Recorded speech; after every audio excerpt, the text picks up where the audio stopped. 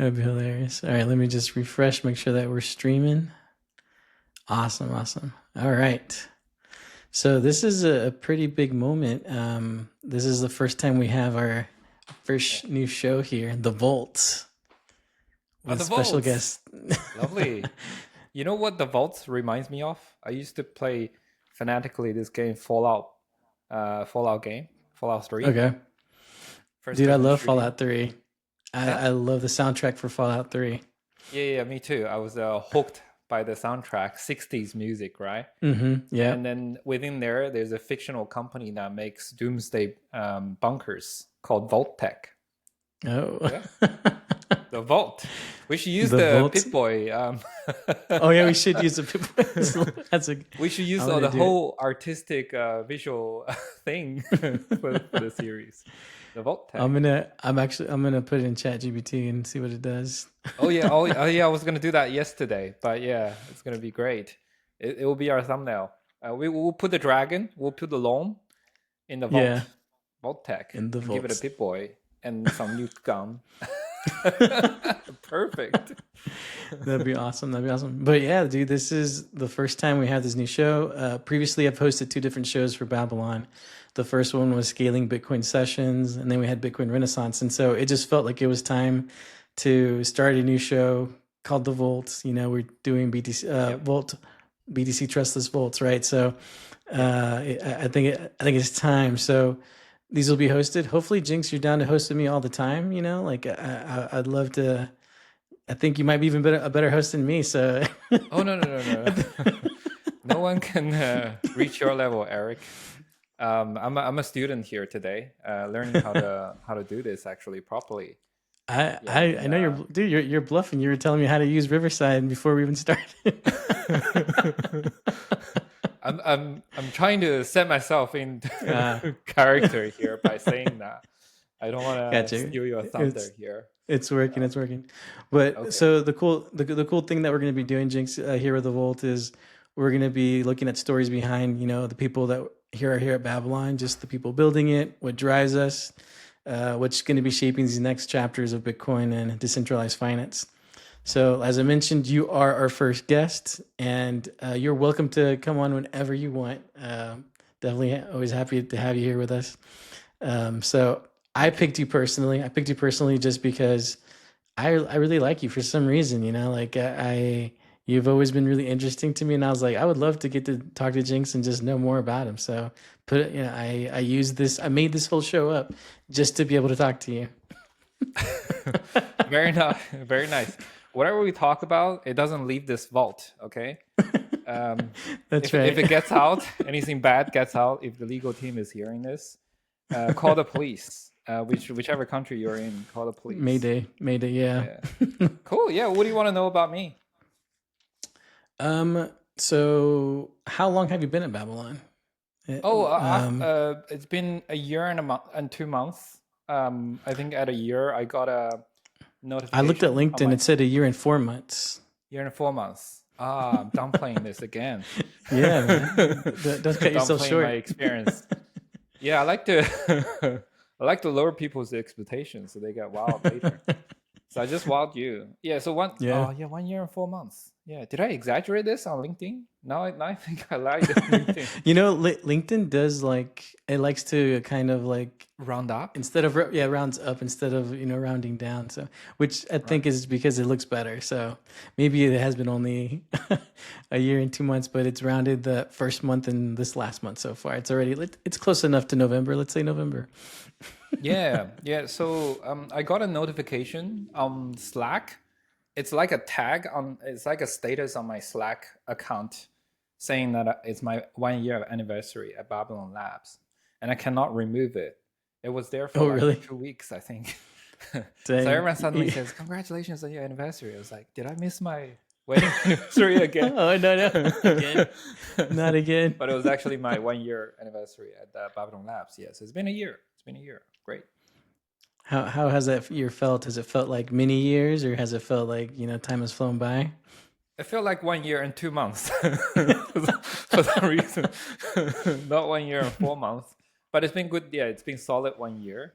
Um, So when I joined Babylon, the concept of Bitcoin staking and use it as a shared security was a hard concept for me, and I was not that DeFi focused. I was previously in the public chain for storage business, so Hmm. it's really a very different direction. But the more I understood it, it took a while, but the more I understood it, the application is huge, especially the scale that we're dealing with Bitcoin. It's just a complete different dimension compared to other projects. So it's been a wild year and 4 months. And I've been learning a lot in this space. And I very precisely know what and why we're building our technologies for. Yeah. Which is pretty huge, pretty important. So before we keep, going down the Babylon rabbit hole, um, just for me, I know like one thing I liked when you first came on is that you wanted to like you gave people an opportunity to talk to you. I remember that you shared your Calendly immediately, and we're like, hey, if you guys want to jump in a call, come to talk to me, and we actually got to talk a little bit. And Yeah. I've always been fascinated with anything in blockchain that has to do with storage. So when I heard you were in Filecoin, I definitely wanted to pick your brain a little bit. And for me, early on, I told you in that call, like I was like when I first started crypto, I was like see a coin storage. I told you about a Cosmos protocol, Jackal, that is all Oh about yeah, storage. yeah. Also, so You know everything in Cosmos. Yes. Whatever I need. By the way, Eric is the Cosmos guy, my Cosmos guy.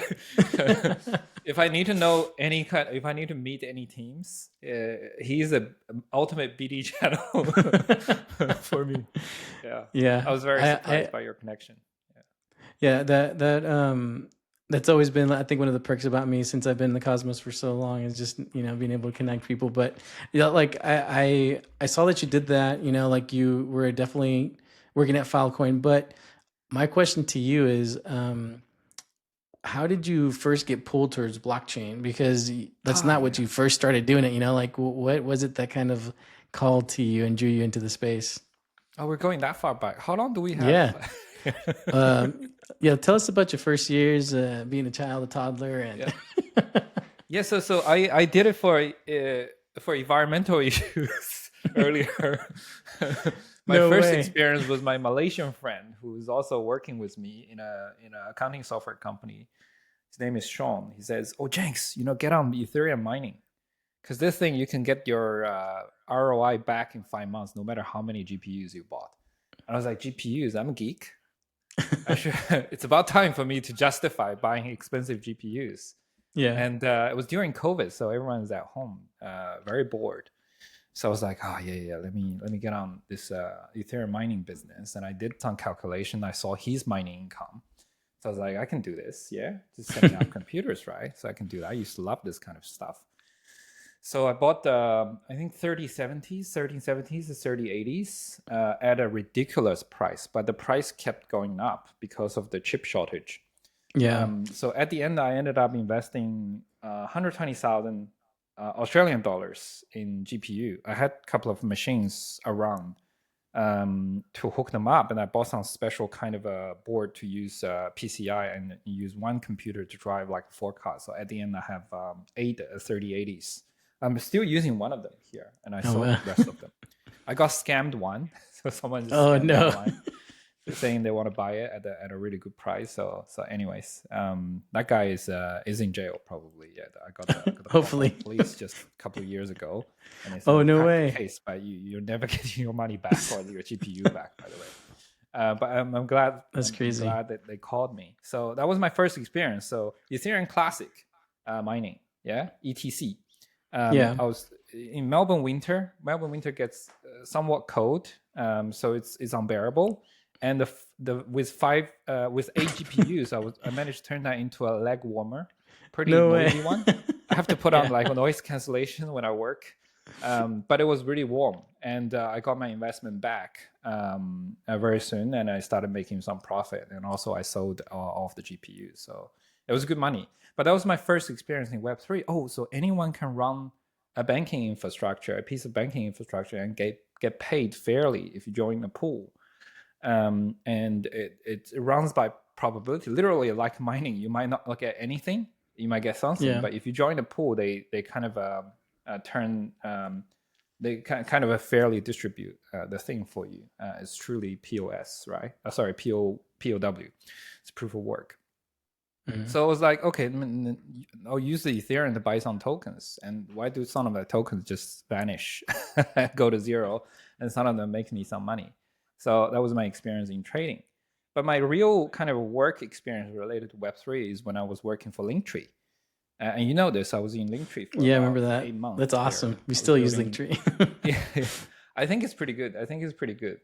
Even though it has a slowdown a lot in development, but still the user number still keeps growing. Last time I checked, it was 50 million people. You keep tabs on them. You like to see how they do.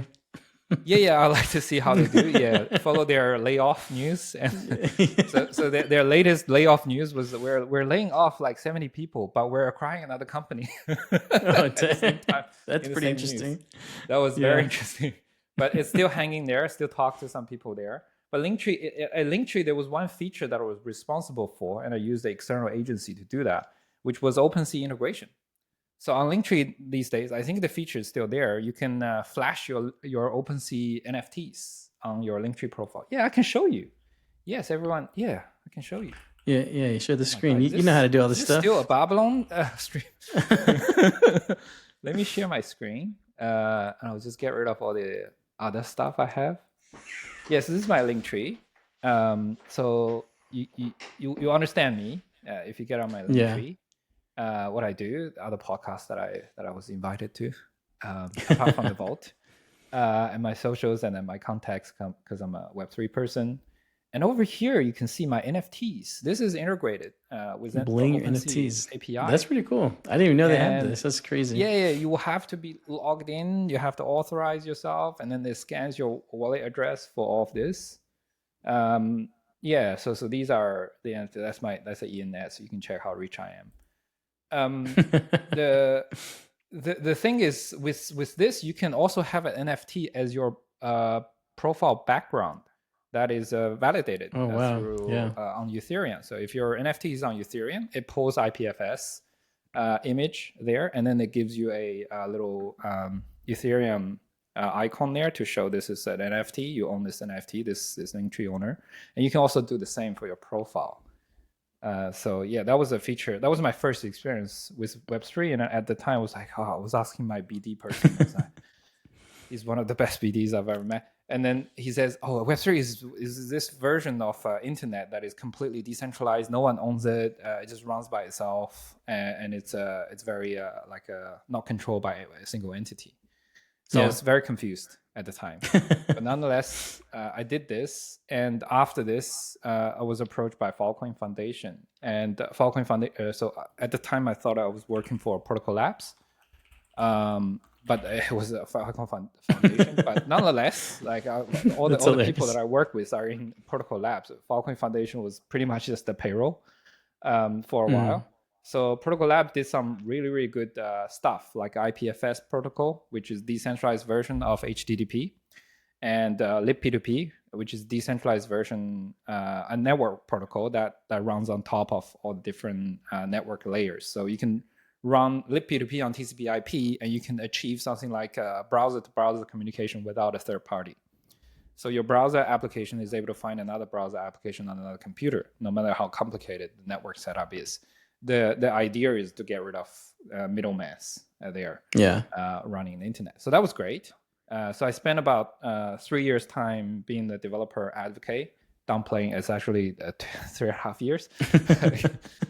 So teaching people and developers and funders about how to use IPFS and Filecoin storage, like basically decentralized cloud. I went to many hackathons. I went to a lot of accelerator programs run by VCs, and met a few founders that are really good. So that's my life experience so far. Well, so far until Babylon, right? Until Babylon, yes. That's right. So then you decided to make the jump over to Babylon, and now that you've been in Babylon, I've seen that you wear a couple different hats. You obviously, head of developer relationships, And lately you've been doing some of our event stuff. Um, Tell me what is it exactly that whenever you feel most like yourself, when you're doing what exactly is when you feel like you're mostly, the best Jinx version of yourself. Oh, best version. Best version is when I'm on stage at an event. I think it's the best version of myself. Yeah, it's Do designed you that way so to be the best version. By the way, when I'm on stage, I'm trying to display my best side. And yeah, so I do also developer advocacy that involves in writing documentation that is to reach developers at mass, yeah. creating content like a video content or write articles for technical audience. And also, of course, I'm a developer. I put that last because I'm a really crappy developer by anyone's standards. I can demonstrate whoever can do that thing teach, right? So I'm the teacher, kind of. So I wish I could do more development, and thanks for AI I'm doing a lot more than before. I'm more capable than before, and I'm learning faster.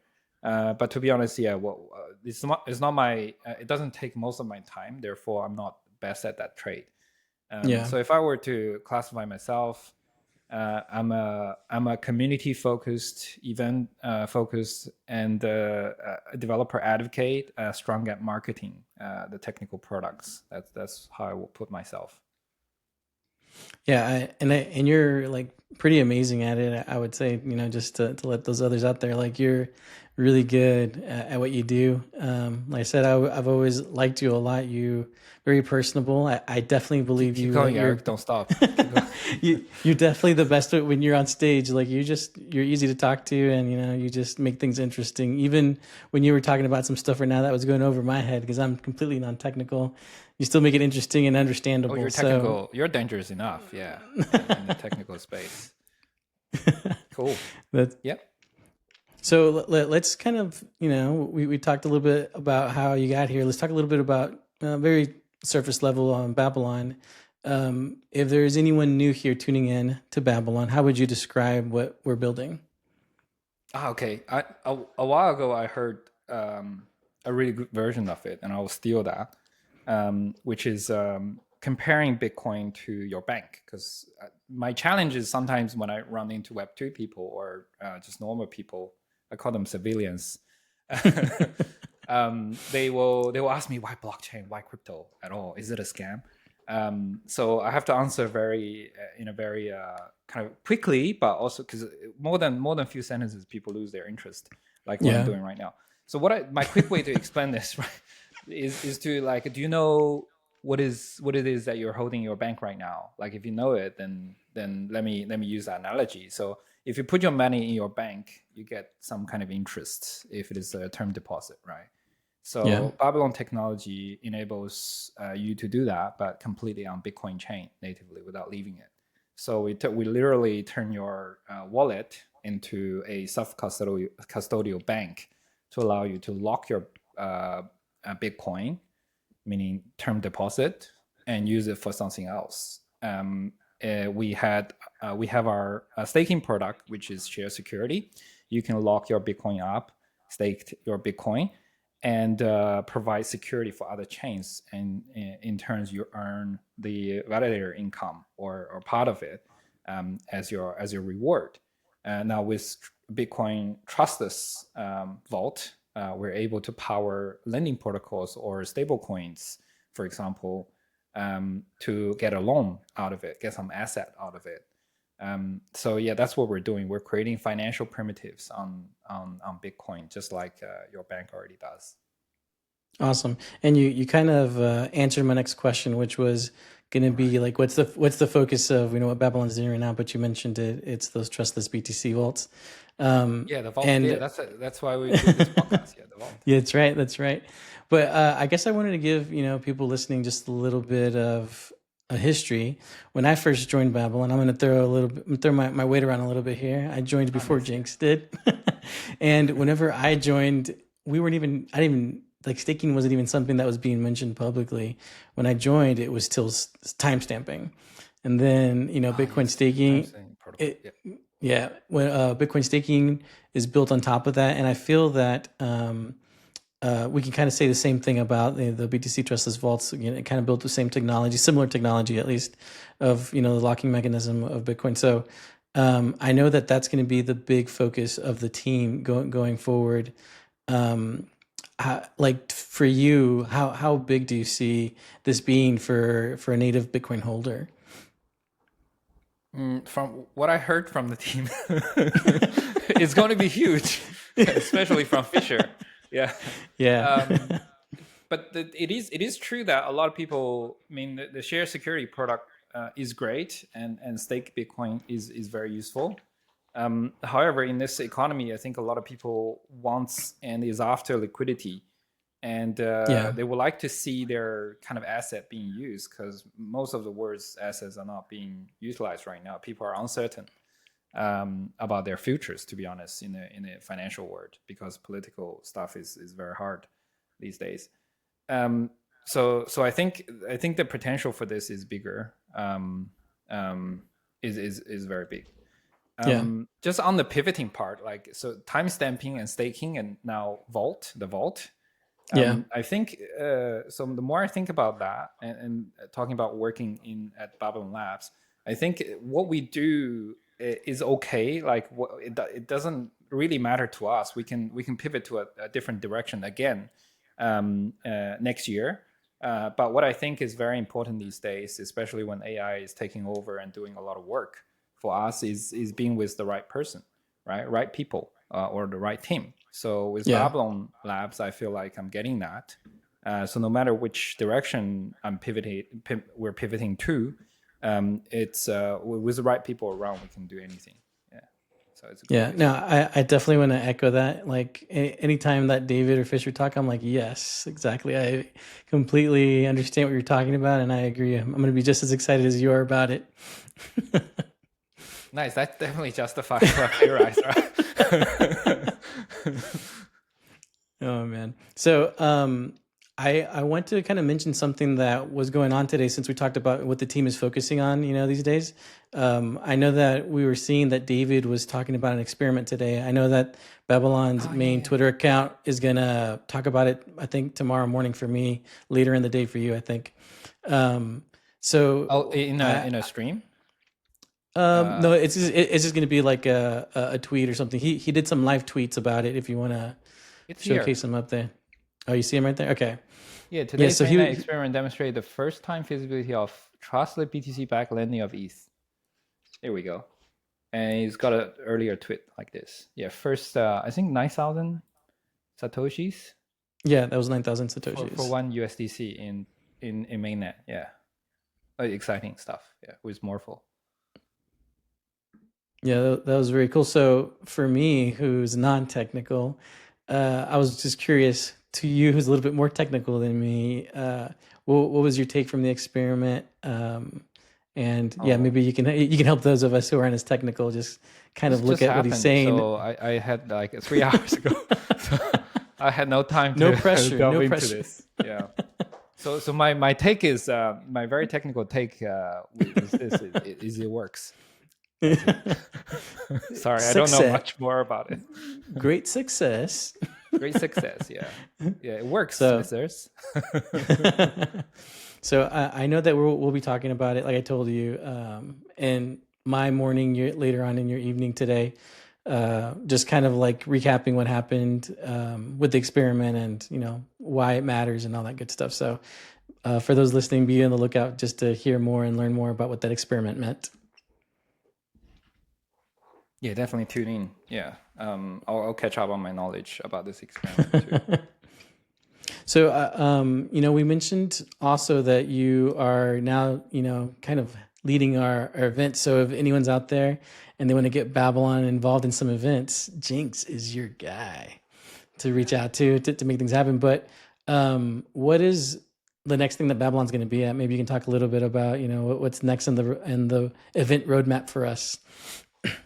So we're currently planning the engagement in Latin America for the biggest industry event, Dev Connect, which Yeah. is going to take place in Argentina from this whole week of 17th to 22nd of November is going to be for the Ethereum community to connect. We're there because our trustless Bitcoin Vault product connects Bitcoin and Ethereum, as you can see from the tweet. So it's important for us to explain this and reach out to the technical people and the founders in this space about this. So they're aware of this instrument to build their next $1 billion project. So we're planning that. So I'm the event guy. But if you have any, if you like us so much and would like to sponsor our events, please talk to Diogo, who is looking after all of the engagement side, the communications, and also the sponsorship. Yes, talk to Diogo about it. We're doing this together, and you're gonna help, right, Eric? You can speak Spanish. So see, I remember I was asking you in the meeting earlier, how good was your Spanish? Let's talk to the audience in Spanish right now. Sí. Muchas gracias. Muchas gracias. That's all. How do you call? It's like you can show people whether they're local and can speak Spanish practically or a language practically is how they call the waiters in a restaurant, because no lessons teach that. That's you true. have to use that every day. How do you call waiters in Argentina? In Argentina, I don't know. That's going to be Argentina in Spanish. You have to pretend to be locals. I know How that would they. you call I know it? that. I don't even know what you call a waiter. Mesero. You say mesero, mesera for a waiter. Mesero. But I don't know. But I don't know if that's what is used. So I'm here in North America and in the U.S. So Mexican Spanish is very heavy here. I'm not Mexican, but the language, the slang that's used in Mexico is very heavy here. So I wonder.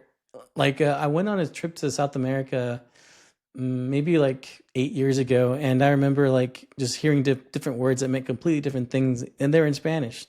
Like someone was saying that they were selling choco. I was like, oh, some chocolate. It was corn. They were selling corn. So like I was about to buy it. I was like, I don't. Yeah, choco's corn in Ecuador, and so I thought I was about to see like some type of like candy that's like filled, like dripped with chocolate or something, but it was just corn. So in different places they call it like maize.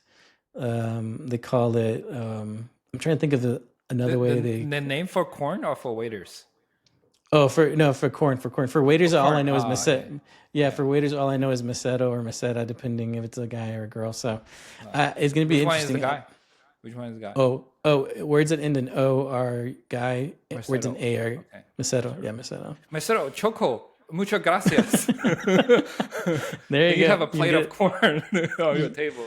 You won't stop. So in Argentina, though, what they're really known for is apparently great cuts of meat and grill and stuff like that. So that is definitely something that we're gonna have to be asking mesetos for. Yep.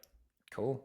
Yeah. So talking about events, I was just talking with Diogo about Bitcoin events, and one of the major one, the largest one in Middle East, is going to be Bitcoin MENA conference. So that is some place we will also have a presence at. But that's it. I think that's the last one for this year. For the year, yeah. Well, next year is still uncertain, but we're talking to some Bitcoin communities in Denver. So during East Denver, we could have some meetups there for North American folks. I spoke to the owner of the Space Denver, which is a permanent house for Bitcoin community. I think they invested in Marathon a lot, and is in that kind of a circle. They're very happy to have us there. So we're gonna work out the details later. That's in February next year. Yeah, that'd be awesome. Hopefully, I get to go. So we'll see how that goes. Yeah, which city are you in right now? I live in North Texas, really close to Dallas, but not like. Yeah. Everyone just says like I live in Dallas, but they don't live in Dallas. They live like in the outskirts and different cities around here because it's so huge. They call it the DFW because it's two big cities, Dallas, Fort Worth, and so it's just easier to say Dallas. But yeah, you're a Texan, right? I'm Texan, born and raised. Lovely. Do you get like a breakfast tacos every day or?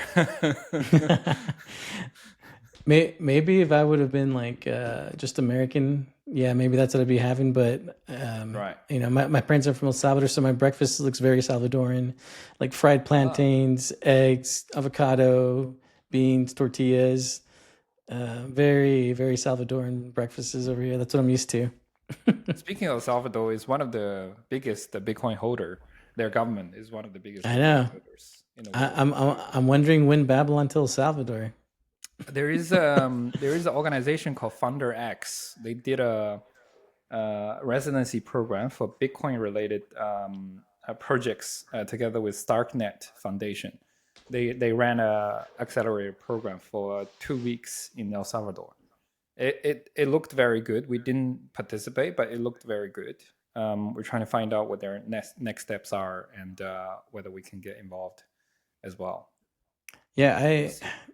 El Salvador is interesting to me just because, like for instance, my mom is super into crypto, but just strictly Bitcoin, and just because she's like completely sold on whatever President Bukele says, and so she's like always like asking me how's Bitcoin doing, and that she's got some Bitcoin, and Do you have it, that shirt it we made? My mom thinks I no work at Bitcoin. no I don't You have don't it. have it. I do have a Okay. Bitcoin shirt though.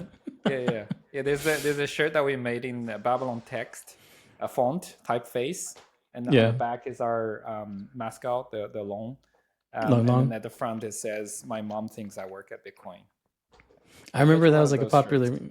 Yeah, take one to Argentina so I can get one. That'd be awesome. Yeah. But yeah, she's always So asking me. Like, she always thinks, yeah, that Babylon is Bitcoin. So it's it always was both funny. start with B. Yeah, it makes sense. Yeah, yeah, yeah. I get it. The math checks out. So it makes sense. So I wanted to ask you some fun questions. I think we went into a deep dive here at Babylon, and we saw your link tree, so we know you do a lot of stuff. So I know that you can't be like, oh, Right. I don't have anything here. What is like a side project or a tool that you've built, or I'm gonna say content that you've created, or something that you're really proud of that you've done in the space? Yeah, so side projects, yeah, I often get put into some kind of innovative projects that my friends working on. None of them worked out, by the way, but but it didn't take a lot of my time and didn't take a lot of my money. Thankfully, it just took a little bit of my effort out. So what I'm working on the side is a one of the things my couple of friends are working with me is an influencer like more like a social fi project. You're an influencer, Eric. You might know this, so you Mm. know Friend Tech, right? Yeah, I know FinTech. Yeah, Yeah, Friend Tech. So Friend Tech, do you know how much value Friend Tech has created I don't. for the influencer involved in total No, tell. over its time? It's pretty much dead now, but like it's like a smooth like tail end now. But over the time, it has created $130 million for influencers as income. Wow. Yeah. So that shows like, oh wow, with crypto economics and the hype and all that, whatever you call it, you can actually move money around at least.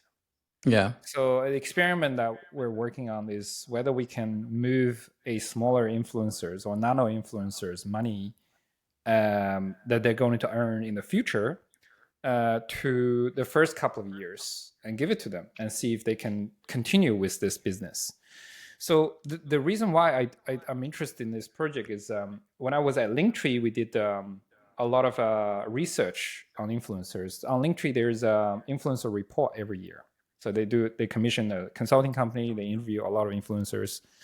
And then what they find is most of 70% of influencers, mostly North American influencers like you, makes only $700 in the first year. Yet they have to put in almost 80 Lot. hours Yeah, they a put in a lot of week work. Have a to be a week to reply make their guy, content if they coming do up it with the full time. content. Yeah, that's Yeah, so crazy. that doesn't make sense, right? So all that for a few $100. And the reason is because a lot of influencers are counting on big platforms to pay them advertising fees. So that's interesting because those platforms use high kind of advertising fees. They kind of dial up, give more incentive for influencers to be on a platform in order to attract more users.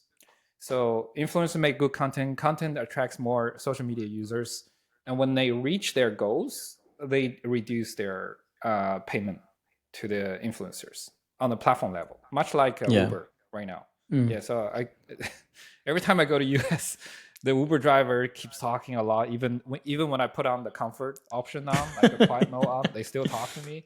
And then, and then they'll complain about like how less they're making for my Yeah, trip. especially if they've been driving for a long time, they'll often let you know like it's a lot less than it used to be. They'll talk about their life as well, like, oh yeah, I have health problem, I need to, if I run into the snow like right now, I'll make a huge loss this month. I'll be Do you driving for think they try to nothing, give you a sob story so you kind of feel so bad I for can them? tip Or them. Yeah, yeah, there's two ways, like you give a really good experience to the customers, or you show this, like, you try to get their empathy, to tip you more. But every time, like, I was like, so I'm the kind of the annoying passenger that I always go deeper than that and go, like, why do you think that is? Why do you think Uber is paying you less? And then they go, oh, they're thinking a lot. Yeah, yeah. probably should be focusing on the road, but I get them to think. And then I tell them, like, the platforms do this, and then they go, oh yeah, is that why? Okay, right. So I'm dependent on this now, but they're paying me less. So Yeah. so with the side project that I'm working on, we're trying to see if with crypto economic mechanism, move the payments that they're going to make later to first 2 years, so they can continue, and later on, that project can connect with big brands, to put some of their social media budget to smaller influencers instead of big influencers. Because the Yeah. thesis here is, as our interests get finer and as our attention gets fragmented, the smaller influencers have better chances of selling products. This is true for crypto. We have, what is it, Kaito Yappers Yes, I'm and gonna ask you about Diogo. Cookie. Yeah, sorry, go ahead. No, I was gonna tell you that, yeah, there's Kaito, there's Cookie 3, and there's a Yeah, few Cookie others 3. Yeah, that. Diogo talk about this two projects as well. We want to collaborate with them on some social campaigns. I think a lot of projects realize that you gotta get everyone to talk about your project, and not just the big folks, because big folks Yeah, but charge everyone. few $100s a post, and $1,000 or $2,000 for proper content. But you can use the same money and get like 100 people talking about it, and that's more effective than a big campaign. So it's just, yeah. So that's just something, because I used to work for Linktree, and I like influencer business, and I think that's going to be how people market in the future. The only way people market in the future. So I'm involved in that project. Yeah. And also just playing around with AIs and also creating more content like this one, is my hobby. Yeah. So if you got to pick, and this could just, I feel like it's kind of overlapped. So, but if you got to pick on something you wanted to work on, just anything, what would it Oh be? yeah. Would it be like AI stuff, or what do you think you're most interested in right now? Right. Outside of Or Babylon, I outside would of, like to change the word, like Elon Musk. yeah, Yeah, I'd like to change the word. yeah. Yeah. I'm changing the word right now by building on BTC-Fi. But yeah, really, like, let's think innovatively. If I get to work on anything I want, it will be space tech and manufacturing. These two. Yeah, space tech and manufacturing. Okay. The reason why it is, during COVID, with the GPU shortage and all that, I saw how global companies rely on logistics and globalization, and now it's going the reverse, because like Trump is doing all these protection things for US, Xi Jinping is doing their own thing, and everyone is Yeah. kind of shutting their doors and trying to make everything make themselves In-house. great again. So in-house, yeah. So if you think about that, that's globalization, the reverse, right? So localization. And what I think this serves well is decentralization, actually. So Filecoin intends to make cloud business decentralized. Bitcoin is making money decentralized. We're making financial instrument trustless, which means decentralized as well. So you don't need banks and centralized custody or centralized primitives to do that. And if we can go a little bit further and make other things we rely on decentralized, that would be great. One of the things is manufacturing. How can we make that decentralized? It's a huge topic and huge market. But yeah, that would be something I would be interested in working on. Yeah, And that'd then be pretty decentralized cool. manufacturing, the extreme cases when you're in a space with limited resources, how do you make some stuff and keep going? That'd be yeah, that'd be that's actually pretty awesome. That'd be pretty crazy just to see how that would even work, right? Um, you're making me think of like I was watching a YouTuber the other day trying to create, like you said, things only in house. So he didn't want to get anything built outside of the U.S. and how hard that was. But it was really decentralized. Out, he had to start reaching out to a lot of different cities and people in cities just to see if anyone could create what he was wanting to build. So it's, I think that's actually pretty interesting. Yeah. So if you like, actually the majority. So I looked into this 3 years ago with my wife. We were trying to make a marketplace for 3D printer owners. So if you think about that, that's like an Airbnb for 3D printers. And imagine if you have a system that is able to coordinate all the 3D printers in a city to print something for you. Immediately, you can have thousands of products produced and shipped to your house without owning a factory. So that's the concept of decentralized manufacturing using a desktop fabrication machine to do that. But then something stopped us from doing further, which is actually designing something in 3D is a very hard thing to do. It's costly. It takes a few $100s to design a custom 3D object to be printed. But with AI, I think that's going to get solved very soon. So we're not far. That's true. Yeah, actually. That'd be very cool. Very cool. All right, so I do have some deep questions here for you. Maybe some softballs, like that we call here in the US, some softballs. Just looking back at your journey, what's something that you feel like you've learned that you wish you knew when you first started? Oh yeah. So in first starting in Web3 or Yeah, work in Web3. In Web3, if it's work in general, the first thing I learned was very hard way is in front of customers when to talk and when to shut up. That's the most important thing as a salesperson and technical salesperson. Yeah. So you used to do sales in your first jobs? Yeah, so no, I was a front-end developer for my first job working for Ericsson Australia. And then my job had to be outsourced because Australian people are too expensive. So then I was put in front of customers. So a technical person had no sales experience in front of customers twice a week for 3 hours meetings. Oh man! Naturally, I want to talk, and it's not good to talk about everything happened in the back office. How much they stuffed up. It's not great for the project and the next contract.